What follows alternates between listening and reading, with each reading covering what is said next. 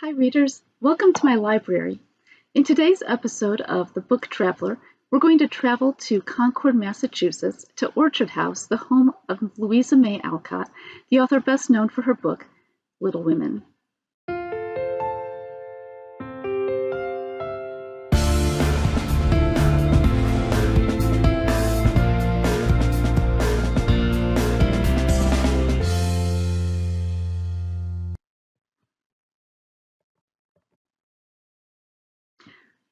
Louisa May Alcott was born on November 29, 1832 in Germantown, Pennsylvania.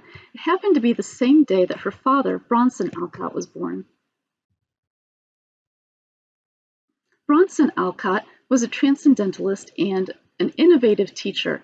In fact, he was so innovative that he had trouble keeping jobs. He did crazy things like inventing field trips and recess.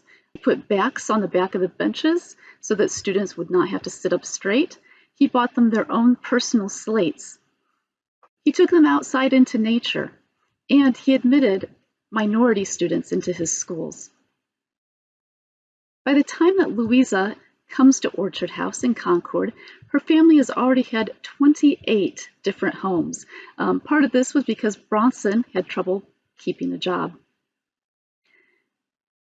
Louisa is one of 4 girls: Anna, her oldest sister, Lizzie or Elizabeth, and May, the youngest.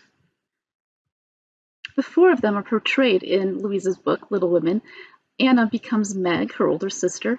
Louisa herself is Jo, the aspiring writer. Elizabeth, who passed away early in life, just as Elizabeth in the book does. And May, who becomes Amy in the book, was actually an artist who was very well known throughout Europe. Louisa spent most of her life in Massachusetts, and specifically, she lived in Concord when we're going to meet her. This is Orchard House. The house was originally built in 1650. When the Alcotts moved there, they didn't have the money to pay for it, and their friend, Ralph Waldo Emerson, gave them a $900 loan to pay for their down payment. The house was actually several buildings that were put together. They spent about a year building the house before they actually moved in, and about a week before they moved in, Elizabeth died.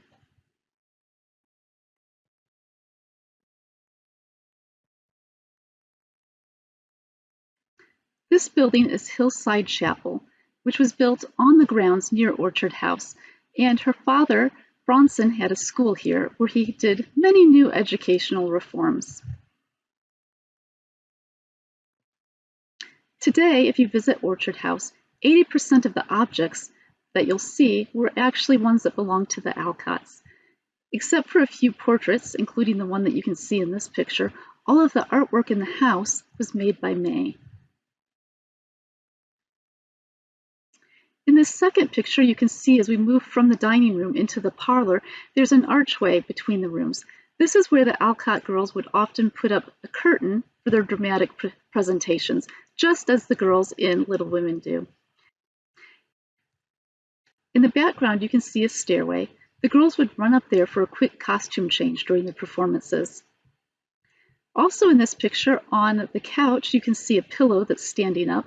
And just as Jo in the book had a pillow that she used when she wanted to talk to Laurie or put it sideways when she did not, she actually did that. Because she became famous during her lifetime, people came to the house to visit often, family friends, but also fans of her book. And so if the pillow was standing up like this, she was willing to accept guests. When she had it laying down flat, she did not want to see anyone. This became a code for her family. This room was Bronson's study, and in here he planned his lessons and did lots of writing. He was never a very successful writer, although he did have a few things published. Upstairs is Louisa's room, which we can see here. Louisa's small desk had lots of natural light as it was built between the 2 windows. Here's a close-up of it. You can see how small it actually was. In 1868, between May and July, this is where she sat when she wrote Little Women. It was originally published in two parts in most of the world. Here in the US, it was published as one complete book. But after the first half was published, she got a lot of pressure from readers to have Jo marry Laurie. She was convinced that she would not do that, so she ends the book in a different way. During the American Civil War, Louisa served as a nurse in a hospital in Washington, D.C., where she wrote hospital sketches. That book was based mainly on the letters that she wrote home. She may have edited some of it here at this desk. From Louisa's room, we move into May's bedroom. In this picture, you can see there's writing on the walls. That is artwork that was actually done by May. Just as her parents encouraged Louisa's writing, she began writing as early as 8 years old, they also encouraged May's artwork, and so they did not get upset when she drew all over her walls. And some of that drawing has been preserved for today. Because Little Women was so successful, Louisa was able to pay for May's schooling in Europe to learn art. May was a very good artist. She had work on display at the salon. Unfortunately, May died very young, just a few weeks after giving birth to her only child, named after her sister, Louisa May. They called her Lulu. And so Lulu was sent back to America to be raised by her aunt, Louisa. This is a photo of the Alcott family in front of Orchard House.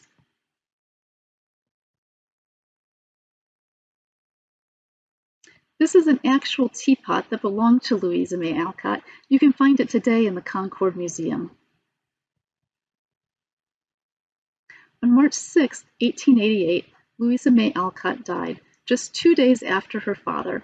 Today she's buried at the Sleepy Hollow Cemetery in Concord, where you can visit her grave.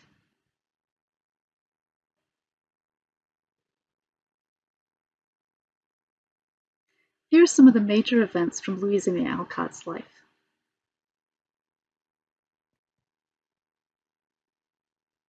These are a few of the books that Louisa May Alcott wrote. Early in her life, she had some poems and short stories published, but the first book she had published was Hospital Sketches, based on her time in the Civil War. Little Women is the most famous of her works, and it's still popular today, has been made into many movies. After Jo grows up and gets married, we continue her story in Little Men, and then later in Jo's Boys.